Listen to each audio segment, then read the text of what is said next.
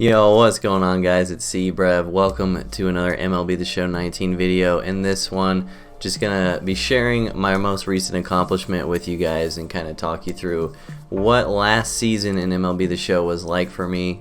This was a goal I set way back in May, and I'm super happy that I did it. But we ended up taking 3 separate accounts into the top 50 this past season, which is pretty sick. I'm gonna show you guys the stats from all 3 accounts. Kind of talk about what I was doing with each of them, and yeah, just kind of wanted to share because I thought you guys would enjoy it. So what we're looking at now is my 3rd account, which is the one I just most recently started. This account is still silver in experience wise, and it's also the account that I did new account to World Series on. So once that was over, I kind of started messing around with it. I felt really handicapped without Willie Mays, and I went 12-0, which there's a video on the channel as well, and ended up selling Eric Gagne for like $550K in total from that BR run. I made like $650K. It was absurd. So I put all those stubs towards Willie Mays, so that account ended up getting Willie Mays and Rogers Hornsby, which worked out a lot. You can see this account had a 6.32 ERA, which is kind of insane, but it was 7.70 when I hit World Series at 900 rating. So once I got to Legend, it kind of cooled off a bit, which I guess makes sense. Still a ridiculously high ERA, and I am convinced that Stadium has a lot to do with it, and I'll probably make a video on that as well, because after this account made World Series, I stopped playing at Ship It for my home games, and it made a huge difference. So overall, this was the account I had the biggest issue with, I suppose. 29-9 for the record. Just a lot of games in Hall of Fame that didn't really go my way because I was giving up like 15 runs. It was kind of crazy.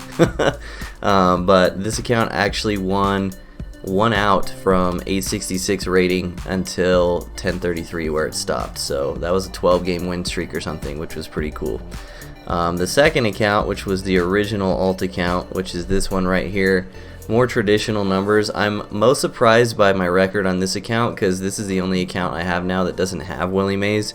I was running Andre Dawson in center field instead, who is good but still worse. But it ended up going 21-1 on this account, which is pretty cool. The ERA was a full 2 runs lower, which is nice. Overall, I just feel like I got really lucky in my games on this account to only lose 1 with probably the worst team that I have out of all 3 of them, but super cool. And then finally the main account, which was the easiest one, 20-0 on the main account, 410 on base percentage, and only a 2.47 ERA. So this is what I mean by I think Stadium matters a lot. Granted, like a lot of it is luck as well. To go from a 6.3 ERA to a 2.4 ERA, there's some luck involved. But on my main account, I was just beasting. I had the sickest team. I ended up like, I hadn't even opened my World Series rewards the past 2 seasons on my main account. So I just opened them and used Chipper and Babe Ruth just for the hell of it. And honestly just had a ton of fun using some of the best cards in the game. So that's kind of everything that happened. What I thought was really interesting was that my hitting was actually pretty incredibly consistent throughout all 3 accounts. Pretty much all the accounts had like a plus 40 points for on-base percentage compared to average. So on this account it was plus 38 points. On this account it was also plus 38 points, which is crazy. And then on this account was plus 39. So I guess it just goes to show that if you take the right approach, you can be incredibly consistent at the plate, which I guess is what I'm trying to teach you guys in the coaching videos. But you can just see the evidence right there. Like, obviously the slugging is a little different. It actually was lowest on my best lineup, which is interesting as well. But slugging is honestly more RNG than average and on base, I would say.